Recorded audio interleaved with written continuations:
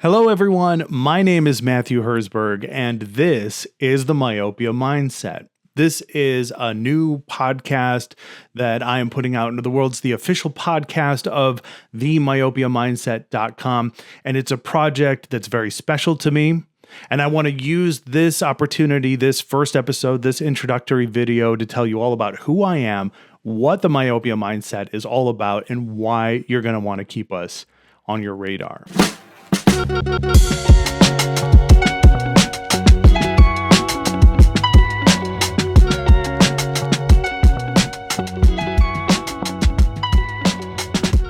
So, first of all, this is going to be a podcast about passion, education, and motivation. I will be conducting deep dive interviews with clinicians and academics, industry professionals, and I'm also going to be doing episodes about relevant topics in our industry, hot button issues even. I'm going to bring on special guests for that. And this is also going to be a podcast where you learn things. There's going to be tips and pearls, strategies, actionable items that you're going to hear from my guests, things that you can start doing right away to improve your success in myopia management. So, what is this podcast all about? What is the term mean, the myopia mindset? This is something that I have been a student of basically for the last 20 years. Okay. I have been working in the myopia industry for 20 years now, and I have worked with some of the most successful orthokeratologists in the world. I have worked with practices who have seen limited amount of success with myopia management, and they've got the bug, they're hungry for more. But I've also worked with ECPs who have, are desperate and who have really struggled and really are not figuring it out for whatever reason. And I've learned an important thing from these three groups, and that is that if you want to be successful with myopia management, if you really want to persevere and thrive in this specialty, you really do need to think about things differently. You need to think about your patients differently. You need to think about your practice, your office flow, your scheduling. You need to retrain your staff. And then you, as the practitioner, need to become proactive and forward-thinking and creative. And these are traits that are shared by the myopia management specialists who are doing this at the top of the game. And there's a clear difference between them and everybody else. And that is what I want this podcast to be all about. I want this podcast to share all of those things that one group is doing and the rest are not, and how that can apply to you, and how you can develop a myopia mindset. And in order to do that, I want to take you back to when I first learned about the myopia mindset. So if you didn't know, I grew up in an pioneer ortho-K practice. My father is one of the all-time absolute legends in our industry. My mom is this genius-level office manager who looked at what the practice was doing and then started changing things to work to accommodate orthokeratology and myopia management. We didn't call it myopia management back then, but that's what it was. It was a process of trial and error. There were some growing pains. There were some difficult moments. There was a lot of, figuring things out and then making adjustments. And it changed the way that we thought fundamentally about a modern eye care practice, about our patients, and about how to deliver the best quality care that we could. And we're talking about a practice that is, eventually would be dominantly pediatric, almost exclusively myopia management. I mean, yes, we did all of the normal things that a standard optometry practice did, and we didn't exclusively see children, but myopia management, or more orthokeratology, is what we were known for. And patients would come to see us from all over the country and even certain parts of the world. And what I want to focus on with that is we didn't advertise. Like back then, I mean, newspapers, radio, television, all that stuff, and eventually the internet, none of it worked. All that external form of advertising didn't produce. What worked was the referral network that we set up. We turned our patients and their parents into advocates for what we did because we just delivered that such a high level of care for our patients that we made a huge impact in their lives that they couldn't help but talk about with everybody else in their life. And this is also a practice that I want to stress. At one point, we dropped insurance, and that was super scary. Okay, so that was my first exposure to the myopia mindset. It came in the form of my parents, and then I had a working education in being a part of this process and all the fundamental aspects that were involved in it. But my parents weren't the only two examples of this line of thinking, of doing things differently. So I was also the executive director of the American Academy of Orthokeratology and Myopia Control. And if you don't know anything about them, they are a membership-driven organization. They're a nonprofit devoted to the research and education of orthokeratology and myopia control. And when I started working for them, it was back in 2004. Back then, it was called the Orthokeratology Academy of America. They would eventually rebrand.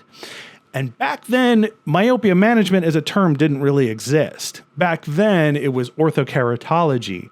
And for the vast majority of average optometrists, orthokeratology was either an unknown or a dirty word.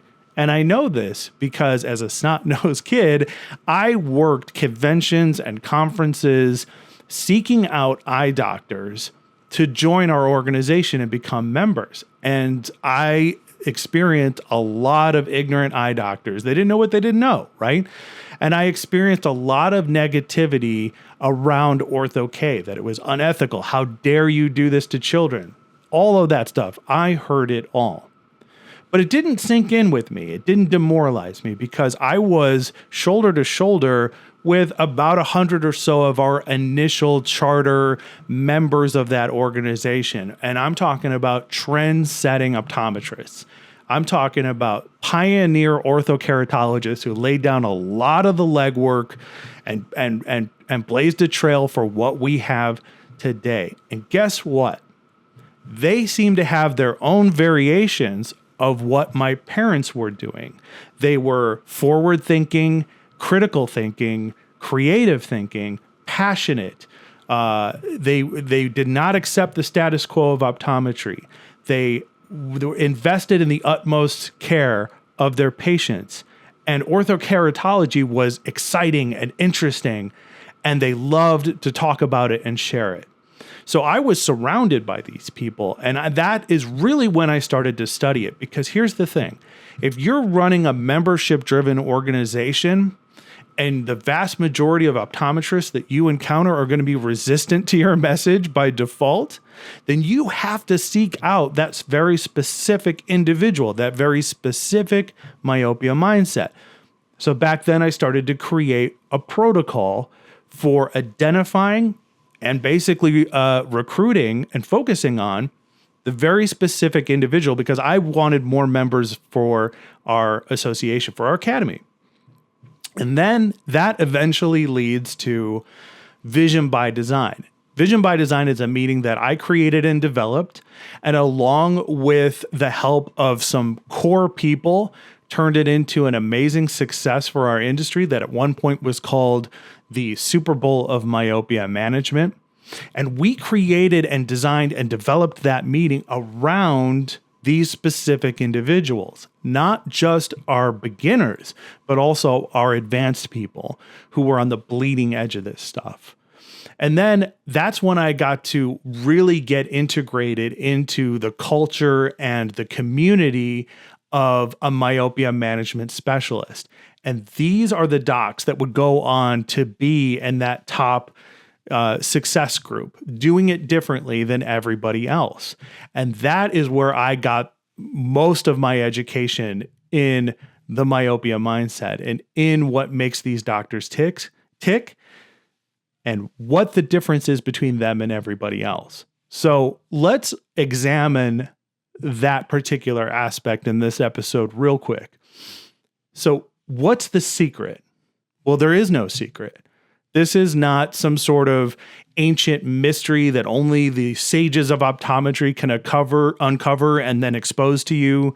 And this is not a specific kind of personality type, because there's all sorts of flavors of the myopia mindset. Each one of these doctors that I had the good fortune to meet and work with, they all had different flavors and variations of a myopia mindset that they developed on their own.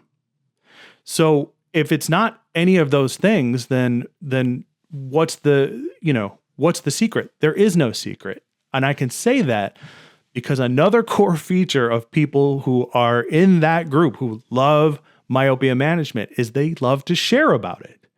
And that's what I saw at Vision by Design. That's what we designed for.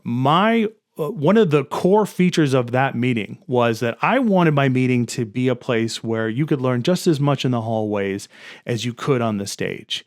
That you would even have docs who were in the same geographic area. Both are doing myopia management. And normally you would expect them to they would be competition. They're not. They became best friends.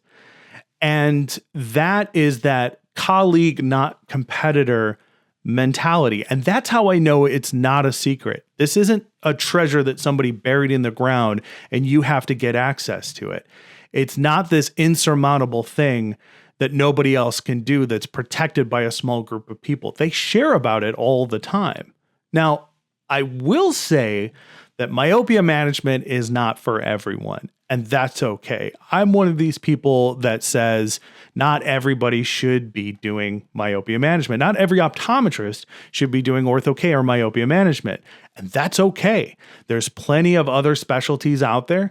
There's plenty of other great, fantastic ways to care for your patients. But if you are into myopia management, it's awesome. It's special. It's unique. And there is a learning curve to it. But there's also the need for passion in myopia management. And that's a big part of the myopia mindset. And I'm a firm believer that passion cannot be taught, but it can be learned. And I know this, I can speak to this as well, because despite everything I told you about my history in this industry, I didn't come out of the womb passionate about myopia. I didn't learn my passion for myopia until much later in my career, despite my origin story of growing up in the practice that I did and working with trend-setting optometrists who were at the forefront of orthokeratology and myopia management.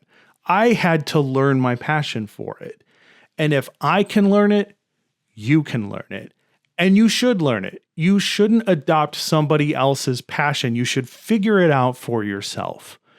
And that is a big part of what this podcast is going to be about. It's going to be about helping you develop your own myopia mindset. So here's what you can expect from this podcast and website. Okay. You're going to learn things here. You're going to be connected to our mission. You are going to either find or further develop your passion. You're going to check back in with us regularly because we are going to motivate you. I can speak from experience. I say all the time, myopia management is not easy. Okay. There is a lot of trial and error. If you're doing ortho-K, there's a lot of art that goes along with the science. There's growing pains involved. There's having to learn hard lessons and be willing to make mistakes. There's creative troubleshooting and all sorts of elements that really only you can do for yourself. But if you hear how other people overcame these problems or did this for themselves, I want that to be your regular shot in the arm, your regular motivation. I want you to listen to us on your way to the practice or the end of your day or even when you're walking your dog or doing the dishes or all the other things that people apparently do when they listen to a podcast. I want you to get fired up. That is my goal with this podcast. So here's what you can expect. I'm going to release content in which you will hear from me personally, my own thoughts, my insights, my opinions based on actual relevant practical experience and observation. I have found that optometrists really don't like asking questions. I'm not an optometrist. I love asking questions. I don't know if people think they look stupid, and if that's the case, I don't care. I don't think it makes you look stupid to ask questions. I think it actually makes you look smart to ask questions because you're willing to admit that you don't have the knowledge that you seek, and you're able to identify somebody who does and then go and get the information from them by asking questions. So I ask the questions, okay? So you're going to get a regular episode from me every single month. And here's the thing about me is if I make a mistake, if I do something wrong, if somebody differs with me in opinion, I'm going to own it. We're going to talk about it. I've been in this industry 20 years, but I never stop learning. And we will learn together as we go. Okay, so then we're also going to have our monthly deep dive interview, so-and-so's myopia mindset. I am going to take key people that I know in our industry, and I am going to do long form interviews with them about what makes them tick. How did they get started? What kind of obstacles did they face? What key pieces of advice do they have you? What is their message to you, to everyone? How can they best share what they know? How can we tell their stories so that if you're trying to develop your own myopia mindset, you can become inspired by that? All right. And then next, what we're going to also be doing is I'm going to have guests on who are doing things in our industry, and we are going to be talking about relevant topics in myopia, hot button issues even. We may even have some controversial opinions on this because not everybody's myopia mindset is the same. Not everybody agrees on all of the things at all of the time. The other thing we're going to have tips, we're going to have pearls, we're going to have strategies, we're going to have things that you can use in your practice. That is the other part of my goal with the myopia mindset. You're going to learn things here. All of this and more will come out several episodes a month. And if any of that sounds appealing to you, I also want to let you know that we're going to be offering a special subscription model to the myopia mindset through a Substack. If you are really serious about developing your own myopia mindset, if you're really serious about improving your success, then our supporter model, our subscription model is going to be for you. It's going to have extended versions of our episodes. So if I talk with somebody for, well over an hour, you're going to get all of that. Okay. Plus every month you're going to get an additional supporter exclusive episode. It's only for people who subscribe to our podcast at myopiamindset.com through our Substack. The other thing you're going to get to do, we're going to be doing regular Q&As. I'm going to bring on my father, Matthew Herzberg. He and I are going to field questions from our subscribers, from the people who support us. And that is going to be your opportunity to get access to somebody who has been a mentor and a source of inspiration for countless number of myopia management specialists. There are so many people who in our industry who have cited Carrie as a direct means of inspiration to their success, who have contributed to their success. He's practiced for Ortho-K for over 40 years. He is an absolute guru. That is a peek behind the scenes at what we're going to be developing specifically for our subscribers. So pay attention to that space. So I hope you will be joining me on this journey, this mission of mine to inspire and educate and motivate, because even though not every doctor should do myopia management, and that's okay, it's still my passion to share everything that's special, unique, and cool about doing myopia management so that we can get as many qualified, passionate people out there to address this problem, the myopia epidemic. So that's my spiel. That's who I am. That's what this podcast is. I look forward to your questions, your comments. I look forward to you taking this journey with me, and I'll see you at the next one.